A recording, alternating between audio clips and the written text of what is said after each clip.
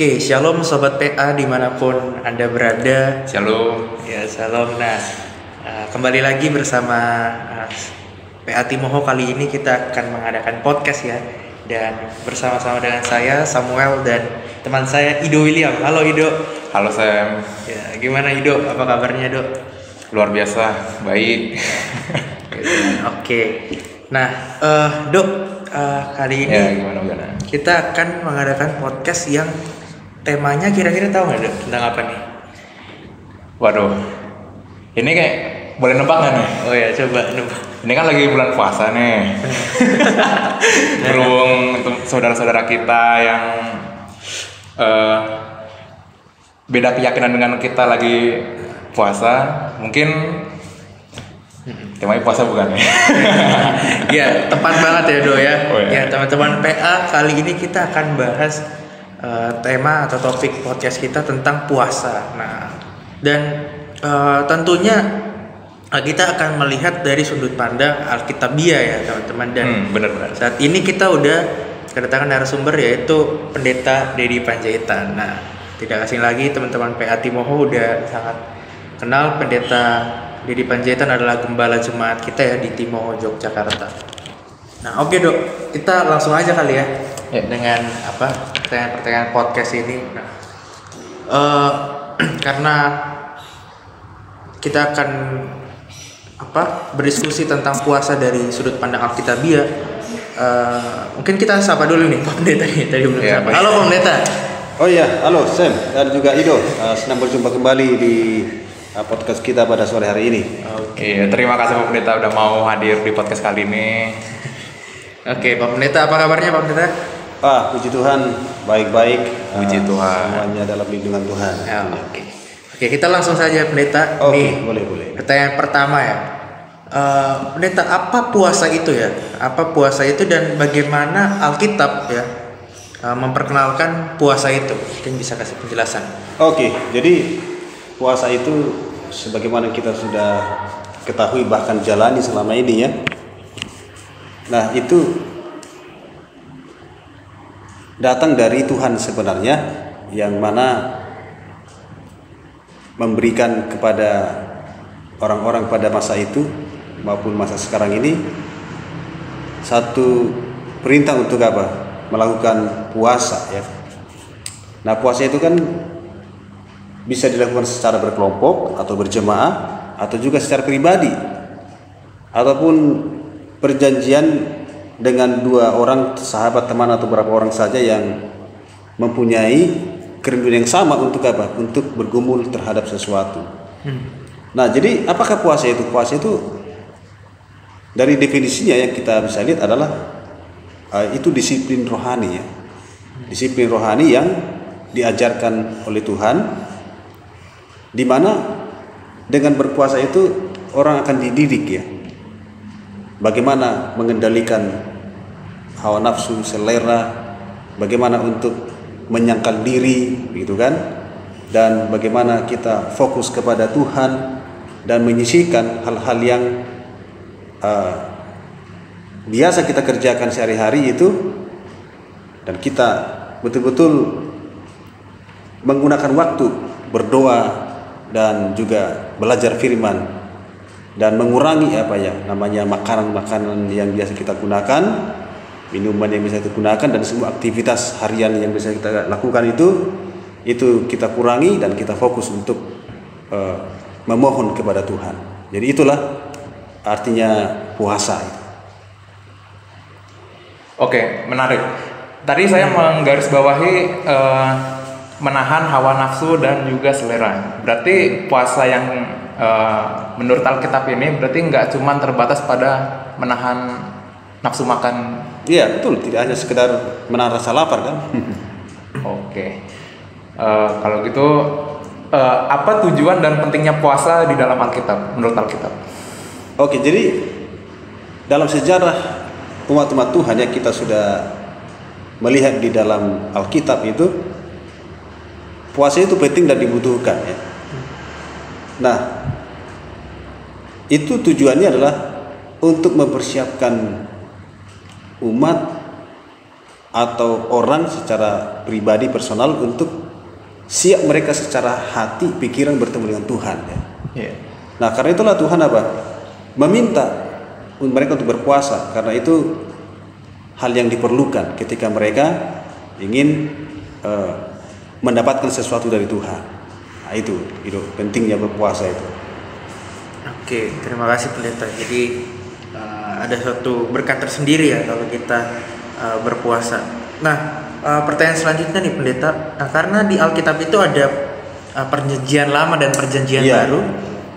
Kira-kira ada nggak pendeta perbedaan puasa di perjanjian lama dan perjanjian baru itu? Oke, sebenarnya nggak ada perbedaan ya, karena puasa di perjanjian lama itu kan adalah dilanjutkan kemudian di perjanjian baru oleh orang-orang percaya ya. Nah, yang mungkin membedakan adalah dari segi bahasanya saja gitu ya. Nah, kalau di perjanjian lama itu kan ada sebenarnya 4 kata ya menunjukkan puasa itu, tapi saya kutip saja mungkin hanya beberapa. Misalnya kata saum ya. Saum itu digunakan 26 kali dan juga tusum gitu ya. Itu sama maknanya, digunakan 21 kali. Nah, kata ini digunakan untuk dalam konteks menyangkal ya, menyangkal sementara dari makanan ya untuk diri sendiri. Nah, jadi ketika mereka menyangkal untuk makanan yang biasa dikonsumsi itu, mereka sedang berupaya untuk menyampaikan permohonan kepada siapa? Kepada Tuhan ya. Itu bisa dalam bentuk meminta sesuatu, perlindungan, ataupun memohon belas kasihan dan juga menunjukkan pertobatan gitu kan kepada Tuhan. Ada juga tanda berkabung. Jadi ketika mereka berkabung berdukacita, mereka puasa ya. Itu dicatat dalam 2 Samuel 1 ayat 12 itu ya. Kita bisa baca di situ banyak ayatnya. Kemudian ada juga kata nazar ya dalam Zakaria 7 ayat 3 itu juga diterjemahkan sebagai puasa ya. Nah, jadi dengan demikian puasa di dalam perjanjian lama itu salah satu upaya dari orang-orang yang hidup yang bergantung kepada Tuhan untuk meminta belas kasihan Tuhan, berkabung dan bertobat dan seterusnya.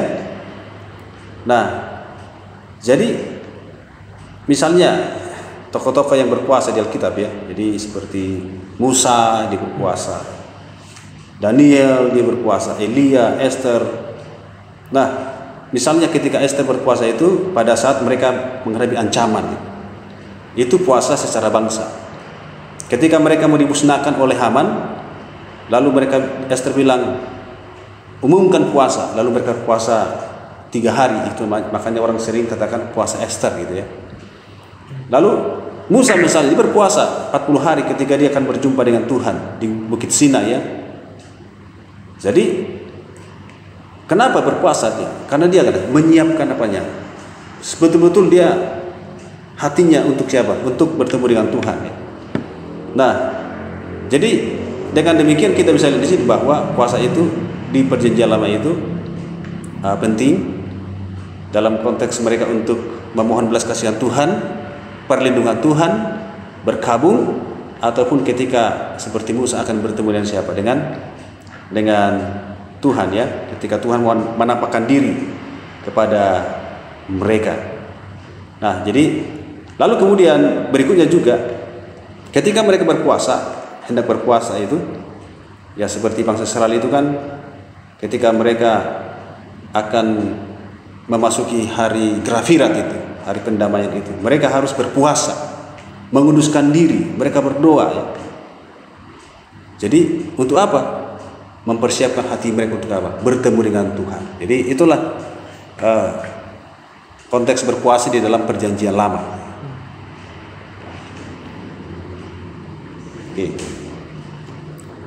Oke. Lalu kira-kira maksud berpuasa dalam Alkitab itu seperti apa saja Pak Pendeta? Oke. Jadi seperti tadi maksud berpuasa itu ya ada beberapa maksud ya. maksud apa tujuan juga mungkin bisa sama walaupun tidak persis ya. Ya itu untuk mengadakan misalnya persiapan gitu ya, persiapan hati yang lebih ditonjolkan di situ.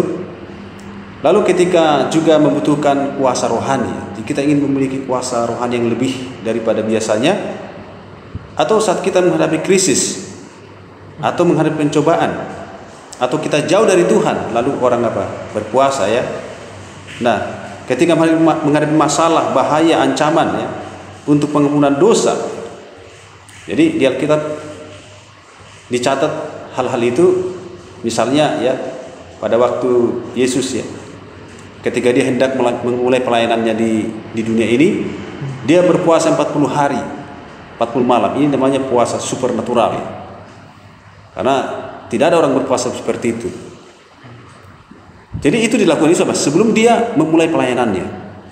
Dia ingin mengadakan persiapan rohani untuk melawan kuasa-kuasa kegelapan setan supaya dia berhasil, karena bagaimanapun dia adalah manusia 100% yang juga butuh apa? Ketergantungan dengan Bapaknya. Misalnya juga di Antioquia. Jadi waktu mereka mengangkat Paulus dan Barnabas untuk penginjilan misionaris, itu di Kisah 13 ayat 2 sampai 3 bisa dibaca. Mereka berpuasa. Kenapa berpuasa?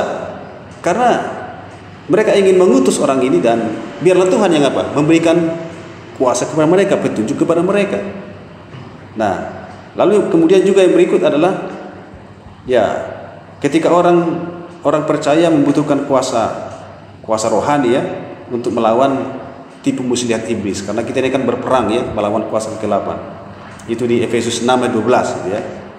Nah, jadi ketika kita ingin mengalahkan kuasa-kuasa kegelapan, bahkan ketika misalnya orang yang ada ya kepenuhan roh jahat, kerasukan setan gitu, kita berpuasa untuk apa?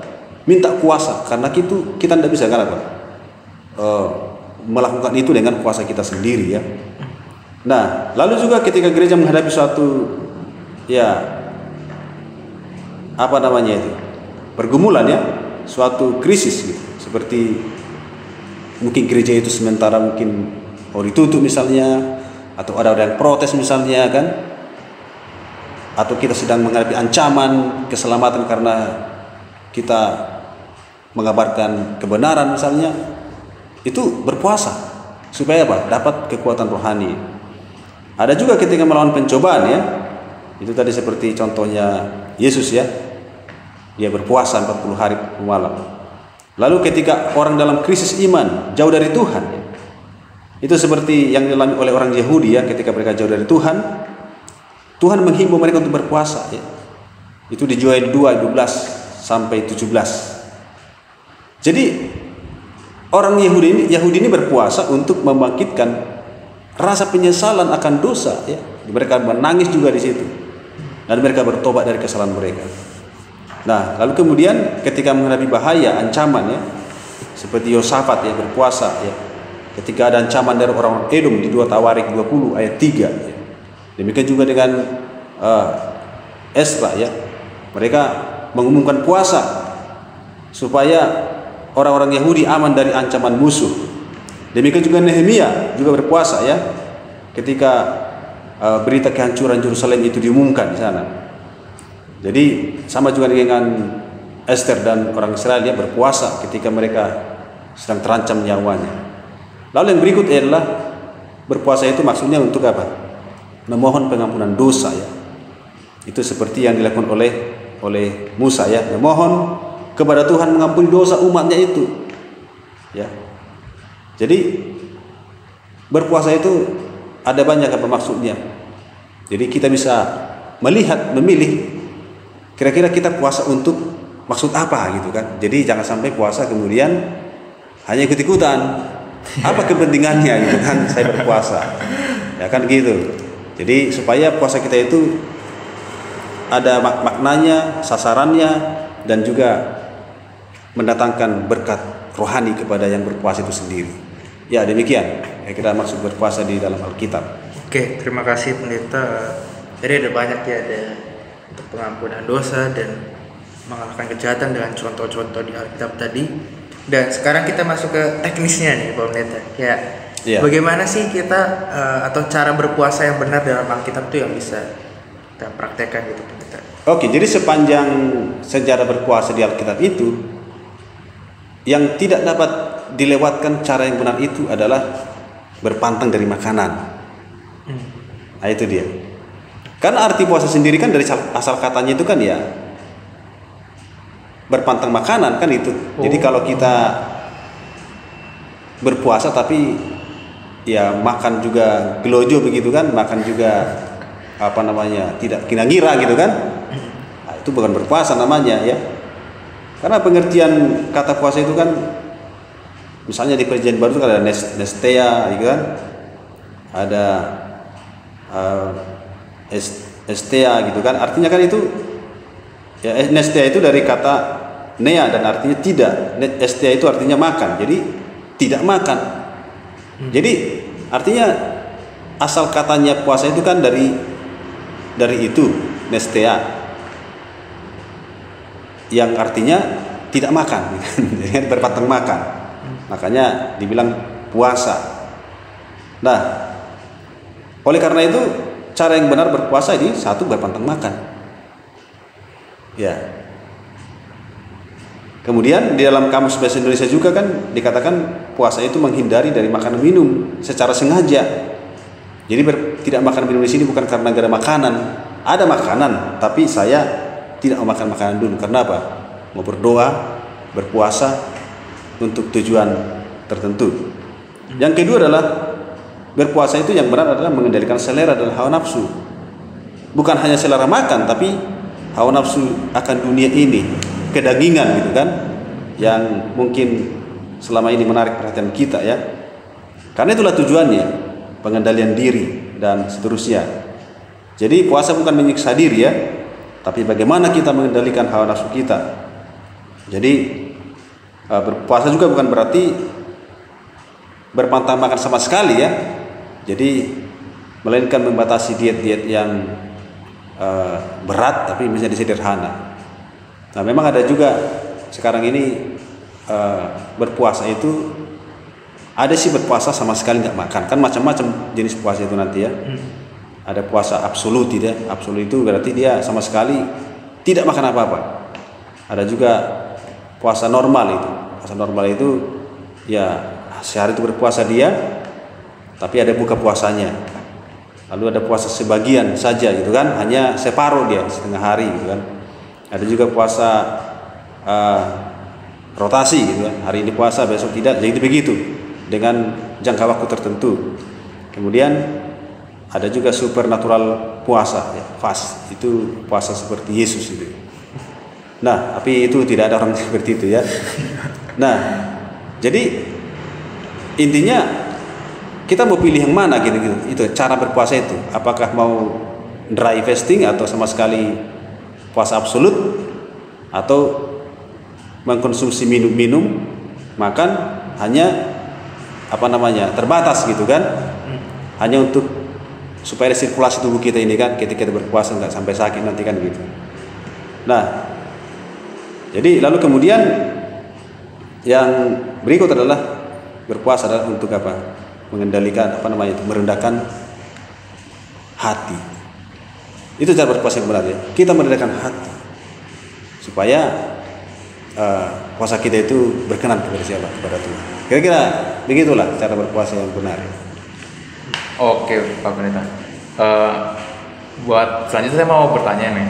Kan kita sebagai minoritas di negara ini kan, yang kita tahu tentang puasa ya sebagaimana yang dijalankan saudara-saudara kita yang mayoritas gitu kan. Nah pertanyaan saya adalah, ada nggak perbedaan puasa dari kacamata Alkitab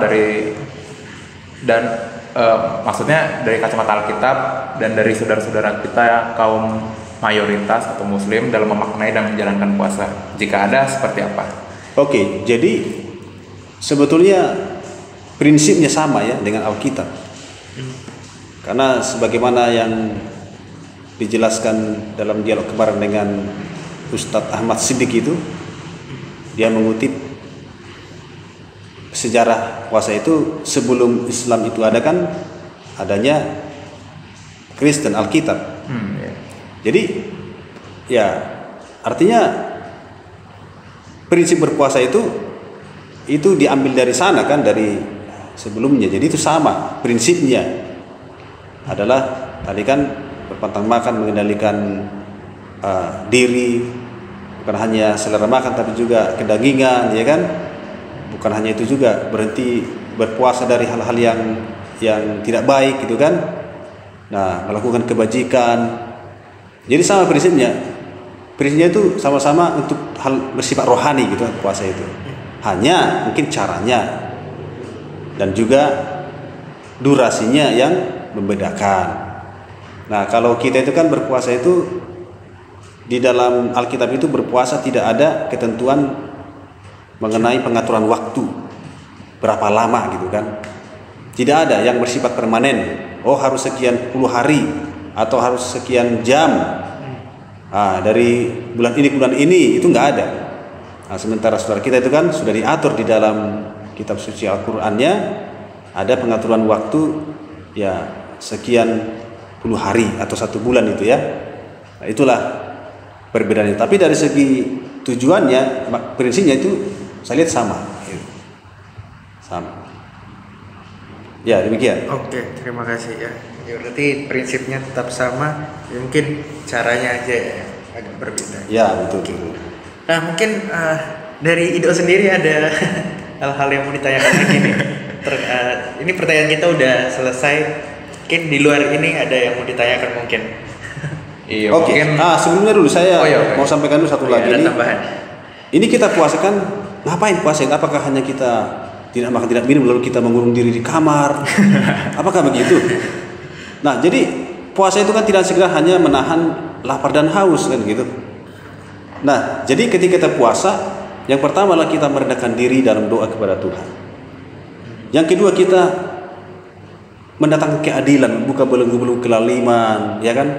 Kita memperhatikan hak-hak orang kan gitu kan, tidak menindas, itu puasa yang dilakukan. Kemudian kita memberikan pelayanan bagi orang yang miskin, yang lapar. Kita melakukan pelayanan, ya walaupun kita nggak makan nggak minum, mungkin kita bisa datang ke panti asuhan atau ke pinggir jalan, kita berikan di situ apa yang mereka perlukan, ya kan? Ada orang yang tidak punya pakaian, kita bagikan. Intinya adalah memperhatikan mereka yang tertindas, yang miskin dan seterusnya. Lalu yang berikut adalah ketika berpuasa, ya kita menghindarkan pertengkaran, perkelahian, ya. Aduh jotos nggak ada itu, begitu. Berpuasa tapi kita marah-marah itu kan, emosional nggak ada itu ya. Itu puasa yang salah itu.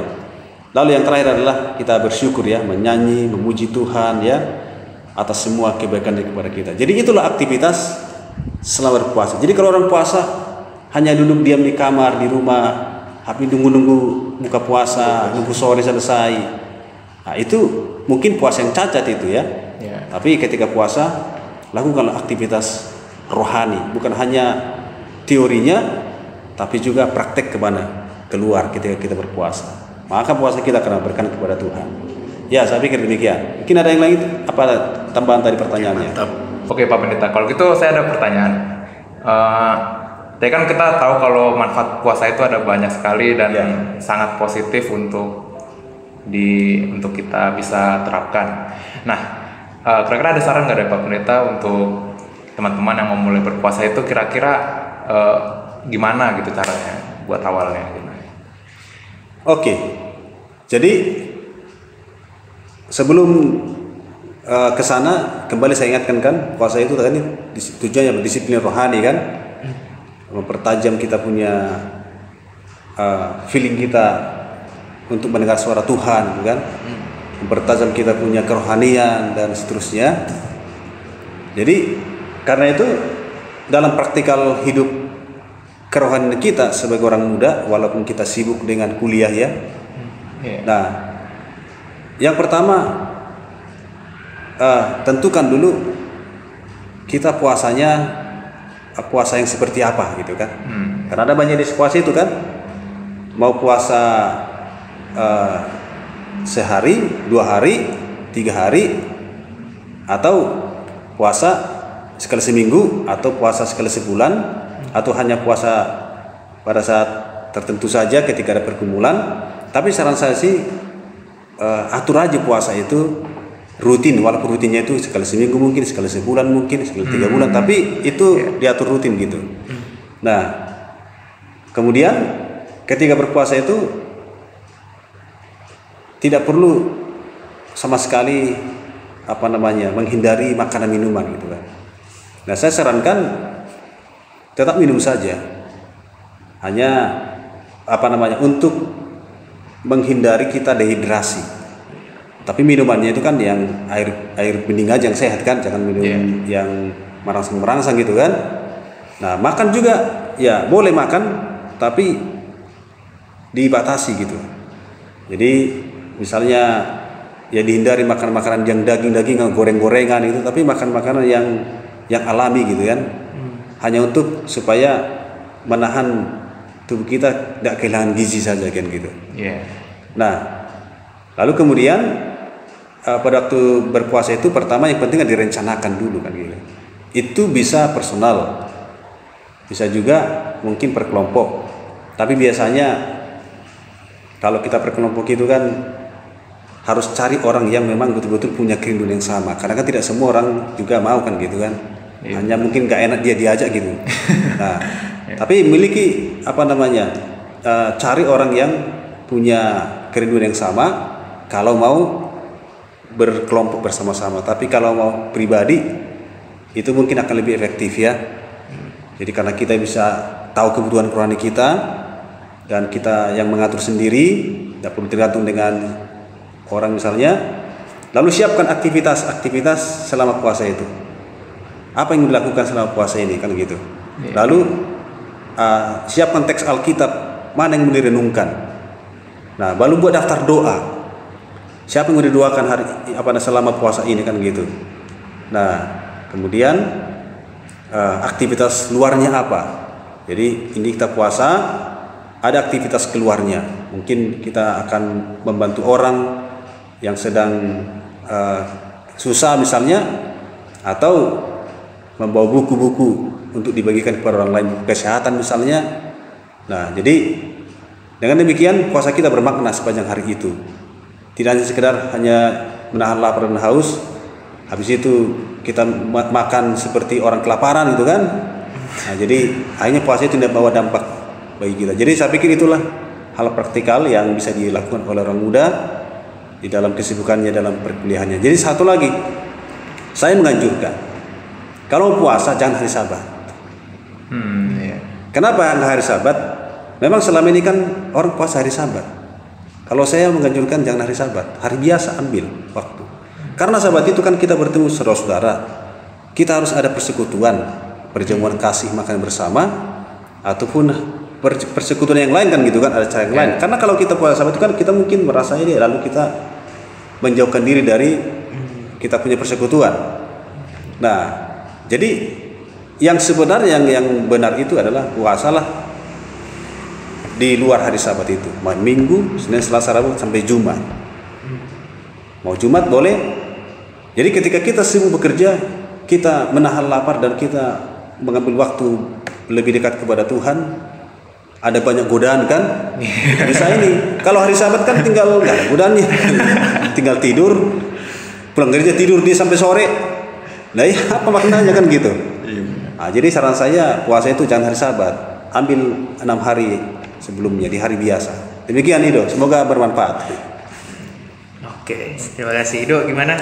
Sudah sangat terjawab. Sudah saya terjawab ya. Jadi teman-teman PA mungkin bisa ambil waktu nanti untuk puasa dengan tadi tips-tips yang udah dibilang sama pendeta ya. Ini bagus banget ya untuk menahan diri kita. Nah, sudah habis pertanyaan-pertanyaan pendeta dan mungkin ada closing statement ya dari pendeta terkait puasa dari kacamata Alkitab, pendeta. Silakan. Oke, puasa itu sebagai disiplin rohani, memperkuat iman kita untuk membangun hidup kita, menjalani hari-hari kita yang penuh tantangan ini. Ada banyak tantangan dihadapi oleh orang-orang Kristen hari ini, dan salah satu untuk memperkuat iman kita menghadapi tantangan itu adalah dengan berpuasa. Dan berpuasa adalah alkitabiah, dan ada berkat dalam berpuasa. Dan ketika berpuasa, cari tujuan puasa itu apa, lalu kemudian lakukan, praktekkan dengan cara-cara yang sederhana. Kemudian jadikanlah puasa itu menjadi hal yang rutin. Setiap ada kesempatan, misalnya mau mingguan, bulanan ataupun triwulan, ya jadikan itu sebagai satu waktu untuk mengasah iman, kerohanian, supaya kita semakin kuat menjalani kehidupan ini, dan kita akan diberkati Tuhan dengan berkat-berkat rohani yang tidak kita dapatkan pada kesempatan-kesempatan yang sebelumnya. Jadi semoga Tuhan berkati. Inilah doa dan harapan saya untuk semua orang muda. Amin. Amin. Oke. Ya, terima kasih Pak Pendeta atas pembahasannya dan diskusi yang sangat menarik ya. Iya, betul. Dari kesempatan yang indah ini, dan kita sudah di penghujung podcast kita, dan semoga nanti bisa dinikmati dan boleh ambil maknanya dari teman-teman PA semua, begitu ya Dok ya. Betul, terutama diaplikasikan. Diaplikasikan gitu ya. Oke, terima kasih untuk teman-teman semua yang sudah menyaksikan tayangan berikut ini. Jangan lupa ya, saksikan tayangan-tayangan podcast selanjutnya di channel mana Dok? Di channel YouTube GMA HK Timoho. Oke, ya terima kasih teman-teman semuanya. Sampai jumpa lagi dan Tuhan memberkati. Dadah semuanya. Dadah semua. Dadah.